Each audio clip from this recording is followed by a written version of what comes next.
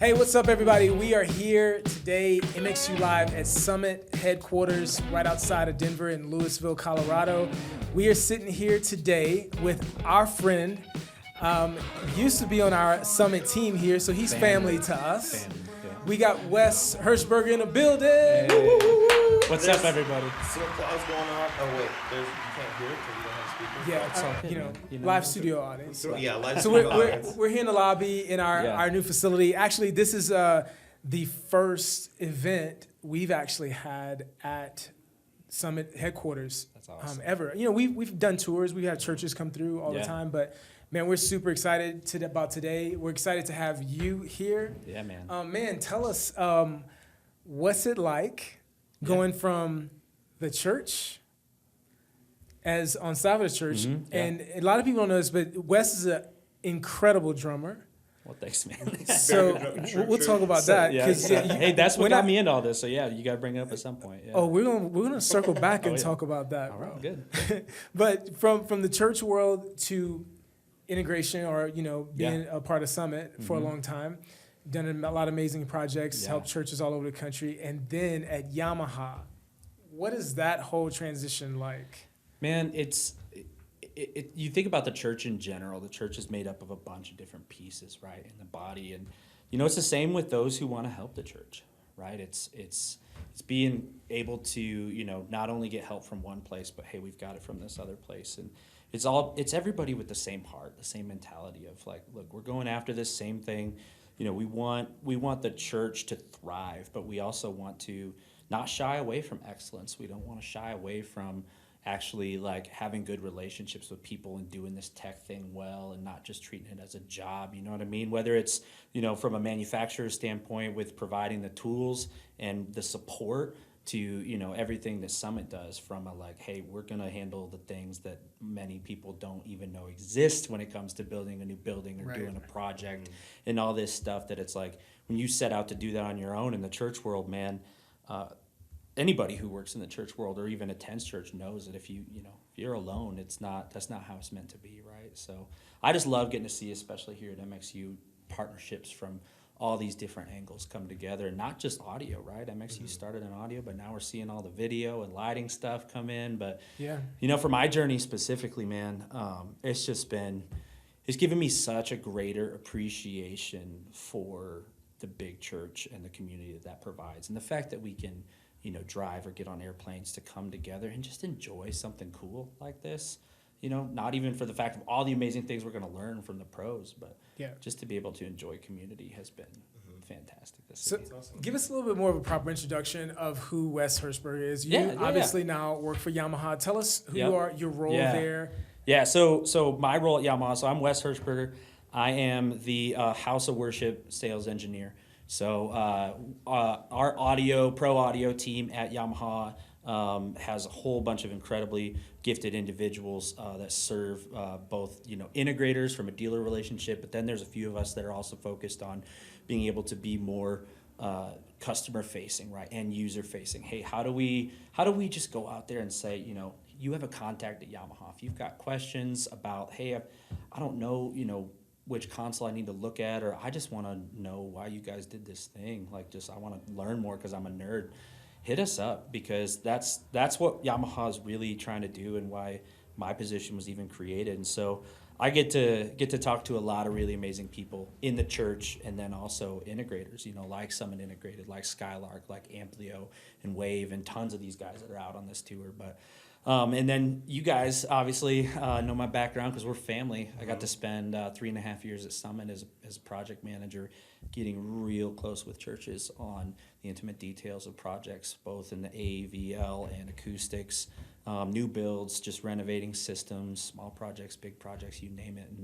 And getting to get close again to the church and to the congregations and those who are in the trenches going after it, man, from a manufacturer standpoint now it's doing my heart a lot of good, right? Because I was sad to leave Summit, because one, y'all are my family, but two, just getting to be so close to the church is something I was made for. So Yamaha has House of Worship division. Is that correct? So we don't have a full division for House of Worship. Really what it is we've got pro audio as a whole. We call it audio B2B. And so that's how we support all of our dealers, whether it's consoles, Yamaha speakers, MxU loudspeakers, commercial installation speakers like your 70-volt stuff, like you name it.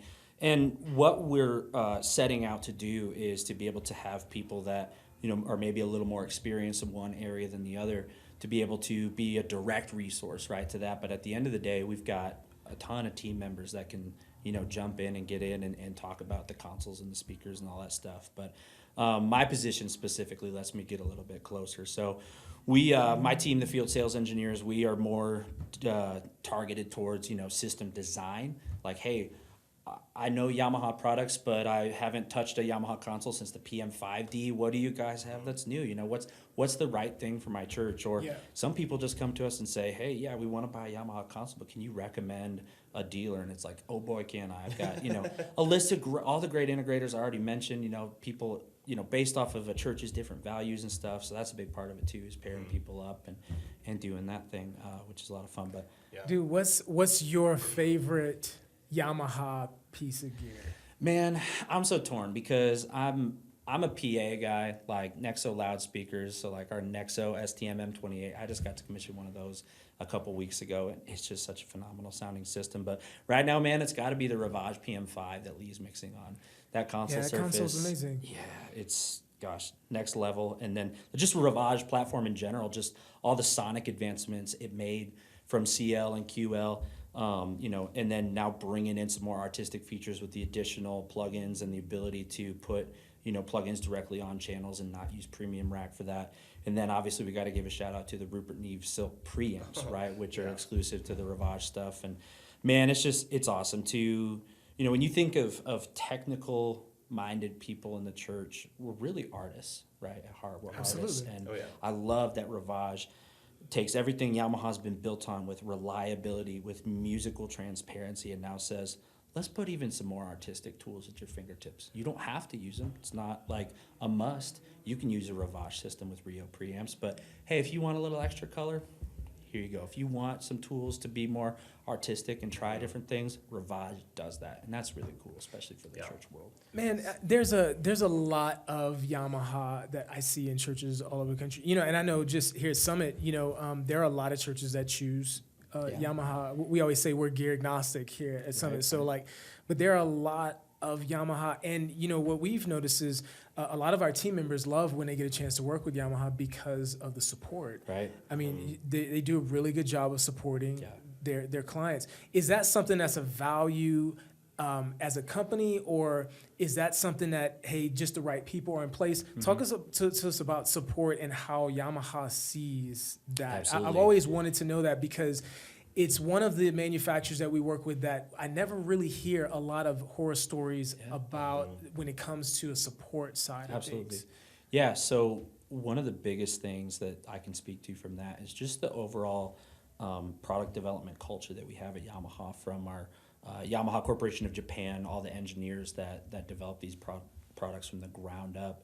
They're so meticulous and careful, and they take their time to get it right. I mean, like, when I have people ask me all the time, when's Yamaha going to release this? When are they going to release that? When's this thing coming? And it's like, when it's ready, right?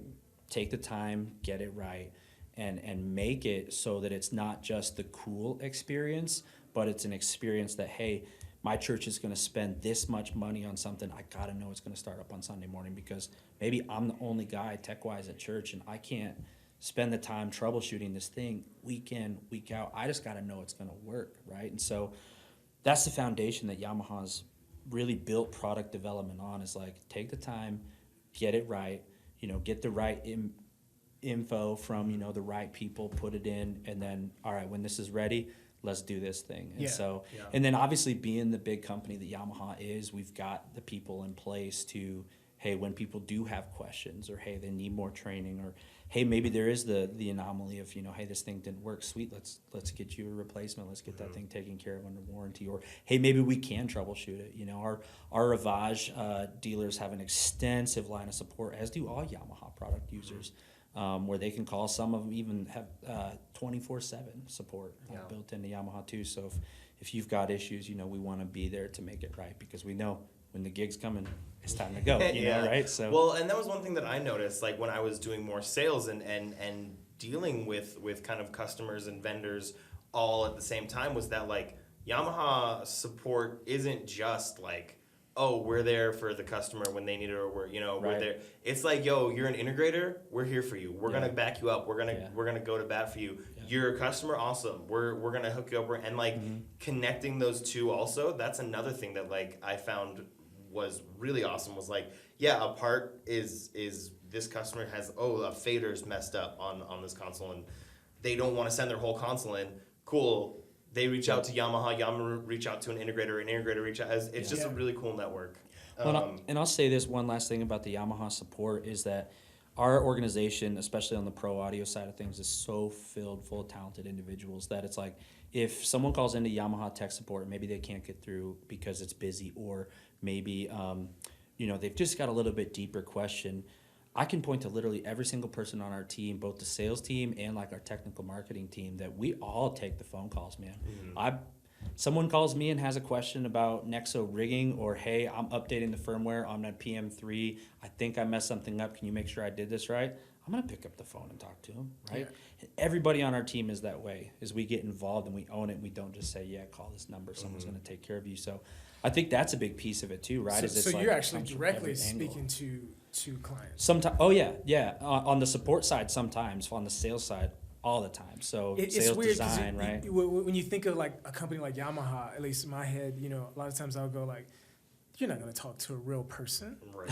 It's Yamaha. You know what I mean? But like, it's cool because when I see you guys at like, especially at conferences like this and like events like this, you guys are walking around speaking to people. For sure, man. You're saying you don't just do that at conferences. You guys are doing that. No, we're doing that. And I've been, so when I joined Yamaha almost a year ago, we weren't traveling because of the pandemic and everything. And so I was just on a lot of Zoom meetings and was just constantly reminding people of, hey, this is my phone number. This is my email address. Like, you have access, right? And it's the same thing here. I feel kind of crusty handing somebody a business card, right? Yeah. I don't have any of those like cool QR codes yet. I'm trying to work on that. Daniel Cannell's gonna give me the hookup, man. His is awesome. DC Pro, those guys have it set up. But I just want people to know that they have access, right? And especially on the house of worship side, it's something that Yamaha has been really working up to the last couple of years, and to now be able to go, okay, we've got someone who's directly focused on that, and I get